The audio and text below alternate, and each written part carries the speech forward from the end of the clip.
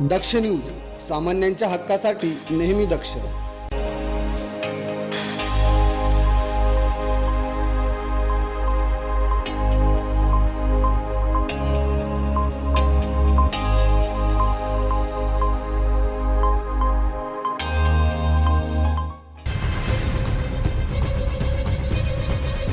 समृद्धी महामार्गावर आयशरमधून गोवा राज्यात विक्रीसाठी परवानगी असलेली विदेशी दारूची होणारी तस्करी रोखण्यात सिन्नर पोलिसांना यश आलंय.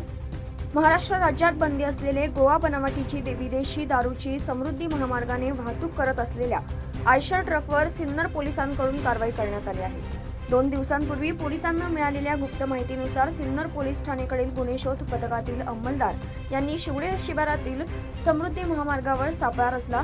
तसेच समृद्धी महामार्गाने मुंबई बाजूकडून सिन्नर बाजूकडे येणाऱ्या आयशर ट्रकला थांबण्याचा इशारा केला असता ट्रक चालक सिन्नर बाजूकडे पळून जात असताना तिचा पाठलाग करून हा ट्रक पोलिसांनी ताब्यात घेतला. तर वाहनाची झडती घेतली असता मागील केबिनच्या आतमधील बाजूस चोर कप्पा बनवण्यात आला असून हा कप्पा प्लायवूडने व नटबोल्टने बंद करून त्यात फक्त गोवा राज्यात विक्रीस परवानगी असलेली विदेशी मद्याचे बॉक्स मिळून आले. तसेच या ट्रक चालकाला विचारपूस केली असता त्याने त्याचं नाव अंकित सुरेश पारिक तसेच त्याचा साथीदार मुरालीलाल मदनलाल पारिक असे सांगितले. दरम्यान या ट्रकमधील माल उतरवून त्याचे मोजमाप केले असता 4,18,560 रुपये किमतीचे रॉयल चॅलेंज व मॅजिक मुवमेंट्स कंपनीचे विदेशी दारूचे एकूण 88 बॉक्स आणि आयशर ट्रक असा एकूण 24,18,560 रुपये किमतीचा मुद्देमाल पोलिसांनी हस्तगत केलाय. या प्रकरणी सिन्नर पोलीस पुढील तपास करत आहेत. करणसिंग बावरी, दक्ष न्यूज, नाशिक.